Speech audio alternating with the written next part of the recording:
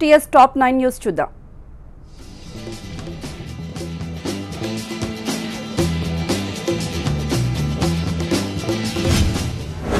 ITI website ను హోంమంత్రి నాయిని నరసింహారెడ్డి ఆవిష్కరించారు. ఈ సందర్భంగా నాయిని మాట్లాడుతూ దేశంలోనే తొలిసారిగా ఆన్లైన్ లో ఐటీఐ అడ్మిషన్లు ప్రారంభించినట్టు తెలిపారు. 5 ఏళ్లలో 1,00,000 ప్రభుత్వ ఉద్యోగాలు ఇస్తామని చెప్పామని, ఇంటింటికి ఉద్యోగం ఇస్తామంటూ తామెక్కడా చెప్పలేదని స్పష్టం చేశారు. ఆర్థిక మంత్రి ఈటెల రాజేందర్ కామారెడ్డిలో పర్యటించారు. 62 లక్షల వ్యయంతో నిర్మించిన బీటీ రోడ్లను ప్రారంభించారు.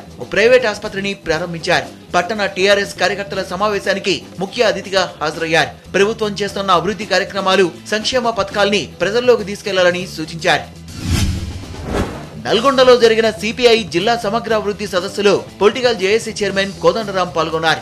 ఆదాయం పెరిగితేనే అభివృద్ధి జరిగినట్టు కాదని, మనిషి జీవన ప్రమాణాలు పెరిగితేనే అభివృద్ధి జరిగినట్టని అన్నారాయన. విద్య, వైద్యం, సాగు, తాగునీరు అందరికీ అందుబాటులోకి రావడమే నిజమైన అభివృద్ధి అని వివరించారు. కరీంనగర్ జిల్లా హుజూరాబాద్ లో బీజేపీ ఆధ్వర్యంలో మేధావుల సమావేశం జరిగింది. ఈ సమావేశంలో బీజేపీ జాతీయ ప్రధాన కార్యదర్శి మురళీధర్ రావు పాల్గొన్నారు. అవినీతి లేని అభివృద్ధి లక్ష్యంగా బీజేపీ దేశాన్ని పరిపాలిస్తోందని చెప్పారాయన. ప్రధాని మోదీ మన దేశానికి అంతర్జాతీయ స్థాయిలో గౌరవం తెస్తున్నారని చెప్పారు. జోగులాంబ జిల్లా ఇటిక్యాల మండలం ధర్మవరం ప్రజలు ఆర్టీఓ కార్యాలయం ఎదుట ఆందోళనకు దిగారు. భూమి లేని నిరుపేదలమైన తాము 3 ఏళ్ల నుంచి భూమి కోసం పోరాటం చేస్తున్న ప్రయోజనం లేకుండా పోయిందని ఆవేదన వ్యక్తం చేశారు. రాజకీయ నాయకులు తమ గ్రామంలో ఉన్న 112 ఎకరాల భూమిని విక్రయించే ప్రయత్నాలు చేస్తున్నారని ఆందోళన వ్యక్తం చేశారు. ఖమ్మం నగరంలో 3 లక్షల రూపాయల విలువైన గుట్కా ప్యాకెట్లను 75 క్వింటాళ్ల పీడిఎస్ రైస్ ని పోలీసులు స్వాధీనం చేసుకున్నారు. నగరంలోని శ్రీనివాస్ నగర్ లో శ్రీరామ్ రమేష్ అనే వ్యాపారి దగ్గర గుట్కా ప్యాకెట్లను పట్టుకున్నారు. ప్రకాష్ నగర్ సమీపంలో డీసీఎంలో తరలిస్తున్న పీడిఎస్ బియ్యాన్ని పట్టుకున్నారు.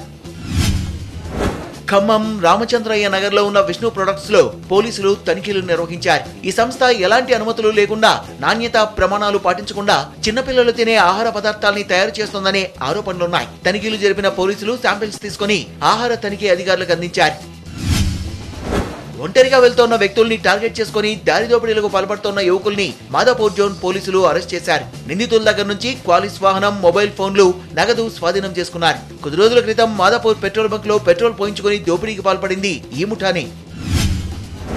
సంగారెడ్డి జిల్లా నారాయణ్ ఖేడ్ లో నిజాం పాలనలో నిర్మించిన పోలీస్ స్టేషన్ భవనం శిథిలం కావడంతో కూల్చివేస్తున్నారు. పోలీస్ స్టేషన్ నూతన భవన నిర్మాణం కోసం ప్రభుత్వం 1 కోటికి పైగా నిధుల్ని మంజూరు చేసింది. ఈ నేపథ్యంలో 112 సంవత్సరాల చరిత్ర ఉన్న పోలీస్ స్టేషన్ ని కూల్చివేస్తున్నారు.